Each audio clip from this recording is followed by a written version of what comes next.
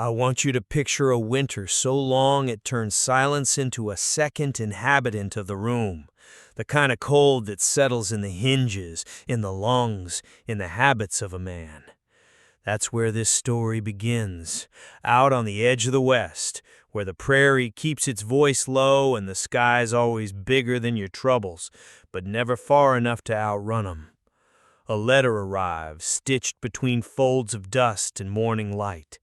The wagon driver who brings it is missing 2 fingers to last season's frost, and he hands it over like a small salvation. It's addressed to Elijah Coyle. No one said that name out loud in his cabin for months, not since the last snow came through the roof and stole half the food with it. Elijah reads by a window rimmed in ice, the day coming up pale as milk. "Sir," the letter says in a tight-handed script, "your request has been accepted. A suitable bride has been found. She will arrive by the 3rd week of April, pending safe travel." He folds the paper slow enough to hear the creak of his own bones. He sets it beside the iron stove where the embers still whisper from the night before. Maybe you've had a moment like that, when the thing you swore you'd never do arrives with your name on it anyway.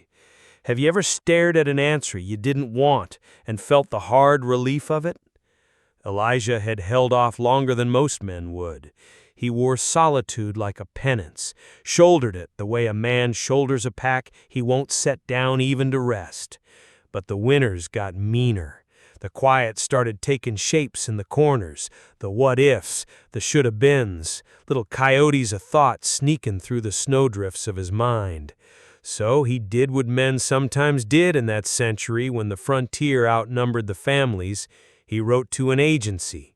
In those days, small notices ran in far-flung papers. Letters moved across the country slower than a heart-beating prayer. People matched by ink and hunger and hope. You might think that's cold, that it isn't love, but I'll tell you, love takes the road it can find. When April comes, the stage from Red Hollow rattles into view at noon, sending up dust like a curtain. She steps down without a parasol, without ribbons or lace. She's carrying a canvas satchel and a face that looks like it's known wind longer than peace. Wren, that's the name on the agency papers. Hair pinned back, a thin scar near her left temple, the kind that doesn't ask for sympathy and won't accept it if offered. She stands straight as a fence post, looks at the town like it's a problem she can solve given a little time and a decent knife. Elijah approaches like a man relearning how to walk toward another soul. "Miss Wren?" he asks. She nods, takes him in with one sweep of her eyes. He's tall, rough around the edges, wearing a coat still salted with cold. She says, "I don't reckon we'll be strangers long." Not a promise, not a threat, just a fact declared in a voice that knows how to carry. The road home is a thread through scrub and grass.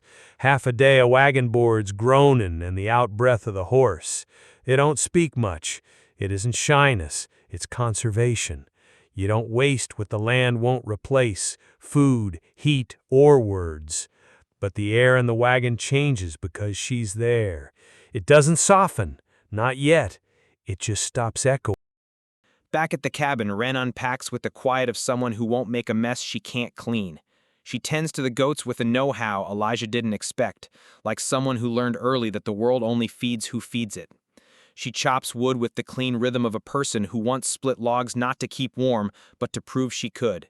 In the evenings, she stands on the porch, not leaning, not resting, just standing, facing the dying sun like it owes her a reckoning. Have you ever watched someone take up space without apology and thought, there's a whole life in that posture? They talk little and somehow say enough. One night he finds her stitching a tear in an old shirt of his. He says, "You're good with a needle." She doesn't look up. "Had a sister who sewed sorrow into her quilts," she says. "Figured if she bound it tight enough, it wouldn't come loose in the night." Elijah turns the sentence over in his hands and sets it down unbroken, because some stories don't need his fingerprints on them. The first thaw drips in slow syllables from the eaves. Green breaks the crust of the world the way hope always does, tentatively and then all at once. Wren plants rose the color of beginnings. Elijah repairs fence the color of staying. They move around each other like two people learning a tune by ear. The silence in the house shifts. It stops rubbing and starts resting. One night, long after the lamps go low, Elijah wakes to a sound that isn't stew boiling or a hinge complaining. It's the soft rope burn of a person trying not to cry. He doesn't go to her. He sits up and stokes the fire till the stove ticks itself into a little sun. He doesn't offer comfort, he offers warmth. There's a difference, and on some nights it matters more. Tell me, who taught you the shape of kindness? Was it words, or was it someone getting up in the dark to put another log on? Days lengthen. Wren hums when she works, tunes without words, tunes that say, "I am still here." One morning he finds her by the creek, barefoot in the shallows, the hem of her dress dark with river. The light is just a thin blade over the ridge. "Didn't mean to worry you," she says, not looking away. "Sometimes I need to remember water moving, not frozen, not still, just going." He nods because some truths can only be agreed with, not improved. He doesn't tell her about a grave under spring mud or a child who never learned to cry. He just hands her her boots. Their fingers touch. She doesn't pull away. It takes a storm to tell the truth about a house. It takes a worse storm to tell the truth about a person. When the north wind drops like a hammer and thunder walks across the hills, Elijah hauls the goats in and double latches the doors. Inside, Wren lights every lamp, flint striking like teeth. Lightning pulls the shadows thin. She flinches in a way that has nothing to do with weather. He steps close enough to be an answer without being a question. "It'll pass," he says. "I know," she says. "Knowing don't always help." And it hits him. Some storms aren't in the sky. Some bring the sky back inside you. That night she lies down, not in the spare room, but beside him. No speech, no pact, just a back pressed to a chest and a hand finding the simple geography of another's ribs, counting the rise and fall like a psalm. They don't sleep. They don't need to. Morning makes plain what the night already decided. Trust is a kind of weather you can live in. The days get hotter, then mean about it. Milk sours if you blink wrong. One afternoon, Elijah snaps at Wren for leaving a jug out, a small meanness born of heat and habit. Wren doesn't shrink. She doesn't throw the jug either. She levels him with a steady look that does not negotiate with itself. "I ain't a servant, Elijah," she says. "You paid for a bride, not a woman to blame when the sun's too damn hot." The words land where they're meant to. He feels the sting and the sense of them. "Wasn't fair of me," he says. And here's the thing. Sometimes sorry is a hinge, not a period. That night she comes to bed later than usual. But she comes. Now, I'll say something I learned in a county museum once, standing in front of a display case filled with letters. This country was held together more often by small agreements than big promises. People wrote their names down next to the word stay, and then they did. Elijah and Wren are making that kind of history. Ledger entries and fences fixed. Time marked not by fireworks, but by chores. Then a past arrives on a horse, tall man with a cavalry coat, rifle clean enough to suspect he hasn't used it for hunting. "Looking for a woman named Wren Rourke," he says, and it puts a crack through the afternoon. Wren steps from behind the shed. Sap stains her apron the color of old battlefields. "Hello, James," she says, and Elijah realizes there's a story in the way she says the name, like a door she closed once and braced with her whole weight. The man smiles without warmth. "Figured you owed me a goodbye or a bullet," he says. She doesn't give him either. "You took enough," she says. "There ain't anything left of mine on you." The man turns and rides out. Not every ghost demands a fight. Some just want to see if you're still small enough to fit in the coffin they built for you. That evening, the ridge is charcoal under a sky trying to forget itself. Wren sits beside Elijah on the porch. She holds a mug chipped on the lip, the kind of flaw that makes you drink more carefully. "He was my husband," she says. "War broke him some, but the cruelty was older than that." She tells the rest plain, the hands around her throat, the running through states until her feet learned what freedom tastes like in their own sweat. Elijah listens without reaching, because reaching would be for him. Sometimes listening is the whole medicine. She doesn't cry. She places the past on the table like a knife and steps back from it. Later, when the dark walls balance the room just right, she takes Elijah's hand, not out of drowning, but choice. It's a small movement. It rearranges everything. Autumn arrives like an apology no one expected to get. Gold edges, air thin enough to teach you to breathe again. A boy from town brings another letter addressed to Wren from the agency. It asks, in neat, careful language, if she needs to be relocated in case the arrangement proved unsuitable. She reads it once, then feeds it to the stove. Paper burns like a leaf, decisions burn like a psalm. Elijah watches the flames lick the last of the doubt away. He doesn't ask what she'll write back. She already has.